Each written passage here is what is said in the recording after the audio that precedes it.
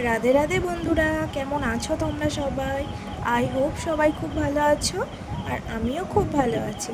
আমার ST blog চ্যানেলে তোমাদের অনেক অনেক স্বাগত আর অনেক অনেক ভালোবাসা। তো বন্ধুরা দেখো, আমি এখন মাছ ধুয়ে নিচ্ছি। তো এখানে রুই মাছের ডিম ছিল অল্প, আর রুই মাছ ছিল, আর অল্প পরিমাণে মাছের তেল ছিল। তো সেগুলোই আমি এখন ধুয়ে নিচ্ছি। তো গাইস, চুন্নি দেখো এখানে ঘোরাঘুরি করছে মাছ খাবে বলে। তো আমরা যখন ভাত খাবো তখনও আমাদের ঘরে যাবে, তো তখন আমরা সবাই মিলে একসাথে খাবো, ওকেও দেবো।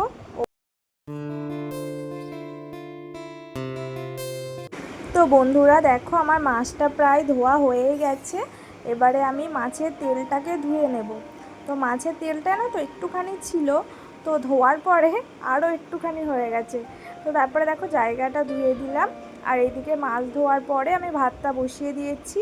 আর সকালবেলা আজকে তো মা খিচুড়ি রান্না করেছিল প্রেশার কুকারে। সব কিছু দিয়ে ওই খিচুড়িটা ভালোই লাগে, কিন্তু ঠান্ডা হয়ে গেছিলো বলে মানে খিচুড়িটা জমে গেছিলো, তার জন্য মানে অতটা ভালো লাগছিল না।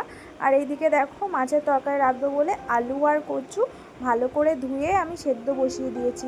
নাহলে কচুর মধ্যে বালি থাকে, তো তো তাহলে বালিগুলো লেগে যাবে কচুর মধ্যে। তো অনেকবার আমি ধুয়েছি কচুটাকে।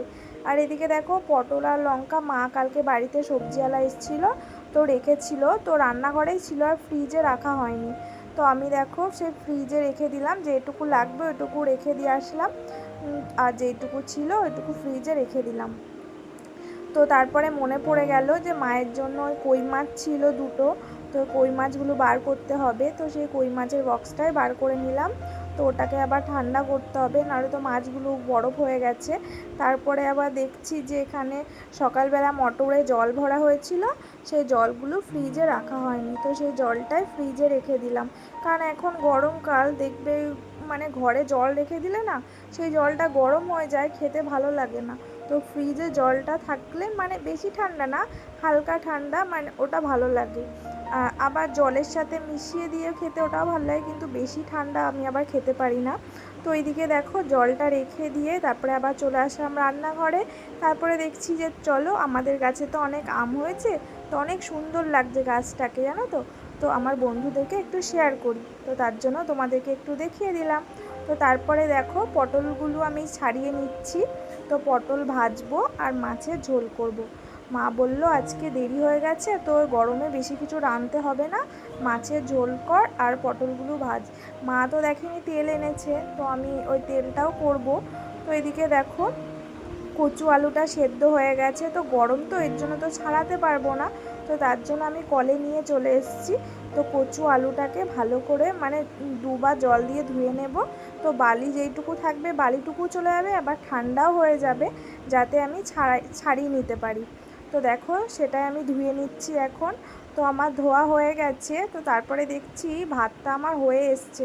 তো তারপরে ভাতটা আমি নামিয়ে দিলাম। তো ভাতটা ফ্যান ঝরাতে দিয়ে দিলাম। তো হাঁড়ির ঢাকনাটা জানো তো একটু বেঁকে গেছে, এর জন্য ফ্যান ঝরাতে গিয়ে না ওই যে এই জায়গাটা বেঁকে গেছে ওই দিক দিয়ে ফ্যান পড়ে, তার জন্য একটু সাবধানে ফ্যানটা ঝরাতে হয়, তাও নিচে পড়ে যায় ফ্যান। তো কেমন লাগে না জায়গাটা। তো মা আবার পারে, মা আমাকে বলে আমার তো ফ্যান পড়ে না, তোর কী করে পড়ে। আমি বলে আমি পারি না, কি করব। তারপর দেখো মাছের ঝোলের জন্য জিরে আর ধনে শুকনো কড়াই ভেজে নিলাম।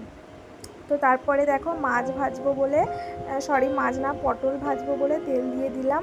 তো পটলটা আগে ভেজে নেব, কারণ মাছের তরকারির পরে তো আর কোনো তরকারি রাখবো না পটল ভাজা ছাড়া, তো তেলটা থাকবে, এর জন্য পটলটা আগে ভেজে নিলাম, তারপরে মাছের তরকারিটা রান্না করব। তো এদিকে দেখো পটলগুলো উল্টে উল্টে দিলাম।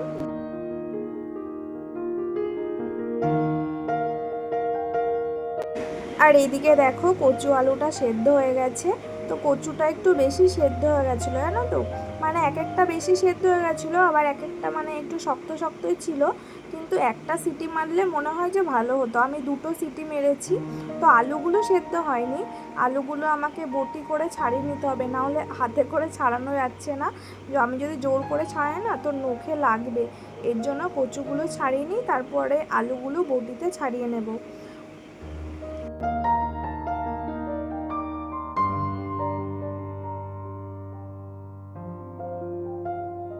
আর এইদিকে দেখো মাছের ডিমটা অতটা লাগবে না, তো যেটুকু লাগবে ওটুকু রেখে দিলাম, আর যেটুকু বেশি হয়ে গেছে ওটুকু আমি বক্সে ভরে ফ্রিজে রেখে দেব। তো কালকে তো বৃহস্পতিবার, কালকে আর খাওয়া যাবে না, আমাদের বাড়িতে নিরামিষ খায়, তো শুক্রবারে রান্না করব। তো দেখো মাছে আমি নুন হলুদ মাখিয়ে নিলাম, এরপরে মাছগুলোকে আমি ভাজবো।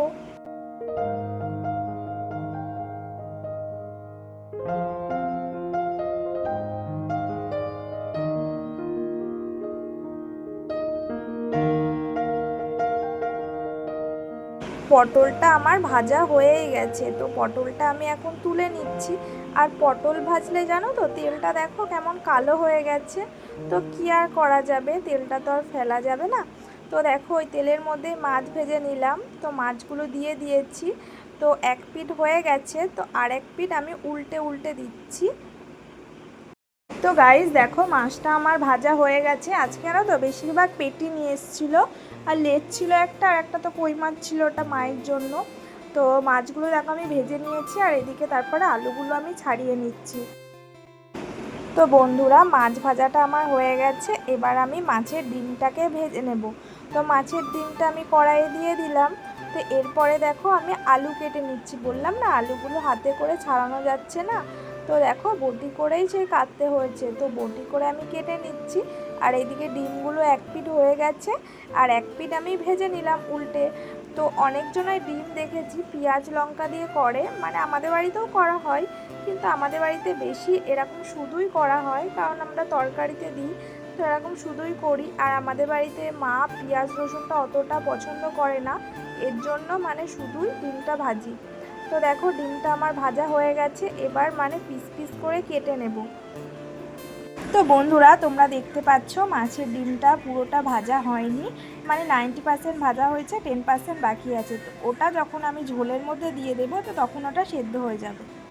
তো বন্ধুরা মাছের ঝোল রান্না করব বলে তেলের মধ্যে জিরে আর শুকনো লঙ্কা ফোড়ন দিয়ে দিয়েছি, তারপরে সেদ্ধ করা আলুটা ফার্স্টে দিয়ে দিলাম। তো তারপরে অল্প পরিমাণে নুন আর হলুদ দিয়ে দিলাম। তো তারপরে দেখো কচুগুলো দেওয়ার পরেও মানে তরকারিতে যতটা পরিমাণে নুন হলুদ লাগবে সেটুকু দিয়ে দিলাম, আর আগে অল্প দিয়েছিলাম, আলু ভাজাতে যেইটুকু লাগবে ওইটুকু দিয়েছিলাম। তো তারপরে দেখো কষিয়ে নেওয়ার পরে জল দিয়ে দিয়েছি। তো জলটা ফুটে গেছে, এবার ঢাকা দিয়ে দেব একটু হোক, তারপরে আবার নামিয়ে নেব। আর এদিকে দেখো লাস্টে ভাজা মশলাটা দেব, তো তার জন্য ভাজা মশলাটা বেটে নেব। আর এদিকে দেখো মাছের তেলটা রান্না করব বললাম না তোমাদের, তার জন্য একটুখানি, তো বেশি হলে আলু দিয়ে রান্না করতাম, আলু বেগুন দিয়ে ভালো লাগে, তো অল্প বলে আর কি আলু বেগুন দিয়ে রান্না করব, তার জন্য শুধু পেঁয়াজ দিয়ে মানে তেলটাকে রান্না করব, তো তার জন্য পেঁয়াজ কেটে নিলাম। আর এদিকে দেখো মাছের ঝোলটা হয়ে গেছে, তার জন্য কড়াইটা ধুয়ে নিলাম। তো তারপরে কড়াইটা বসিয়ে দিয়েছি ওই তেলটা রান্না করব বলে। তারপরে কড়াইটা হয়ে গেছে গরম, তারপরে তেল দিয়ে দিলাম।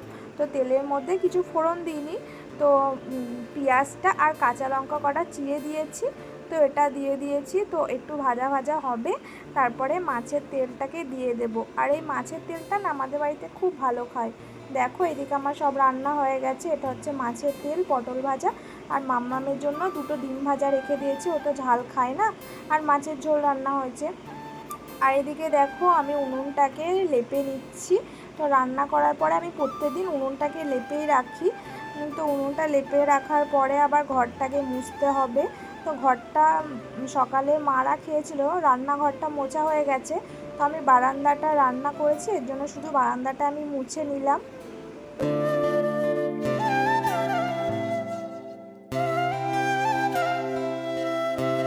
তো দেখো রান্নাঘরে বারান্দাটা মুছে আমি ন্যাতাটা ধুয়ে রোদে শুকাতে দিয়ে দিলাম, তারপরে দেখো এতগুলো বাসন হয়েছে। আর এদিকে দেখো আমার সব হয়ে গেছে, এবার বাসনটা মাজলে হয়ে যাবে, তো আমি বাসনটা মেজে নিচ্ছি। আর আজকে জানো তো একটু রোদ উঠছে, আবার রোদটা কমে যাচ্ছে, আবার রোদ উঠছে, এরকম করছে, তো এর জন্য না প্রচুর গরম লাগছিল, জানো তো খুব কষ্ট হচ্ছিল লাস্টে বাসনটা মাজতে। তো কী আর করা যাবে, তাও কষ্ট হলেও করতে হবে। তো বাসনগুলো দেখো আমি মেজে নিচ্ছি।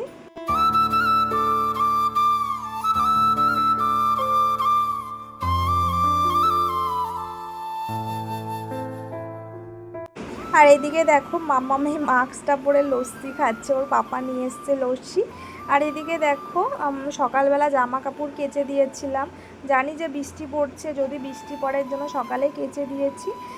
তো জামা কাপড়গুলো তুলে নিলাম। আর এইদিকে দেখো লাঞ্চের জন্য সব ভাত নিয়ে চলে এসেছি আমাদের তিনজনার, তো সেটা এখন খেয়ে নেব। তো খাওয়ার পরে বাসনগুলো দেখো হয়েছে, তো রেখে দিয়েছি, বাসনগুলো পরে মাজবো। তো বিকেলবেলা দেখো আকাশটা অনেক সুন্দর লাগছিল, এর জন্য আমি ছবি তুলে নিয়েছি। তো বন্ধুরা, সন্ধ্যেবেলায় মামাকে দুধ খাওয়া বলে দুধটাকে আমি গরম করে নিলাম। তো আজকের মতো ভিডিওটা আমি এখানে এন্ড করলাম। তো তোমরা ভালো থেকো, সুস্থ থেকো, পরিবারের খেয়াল রেখো। বাই।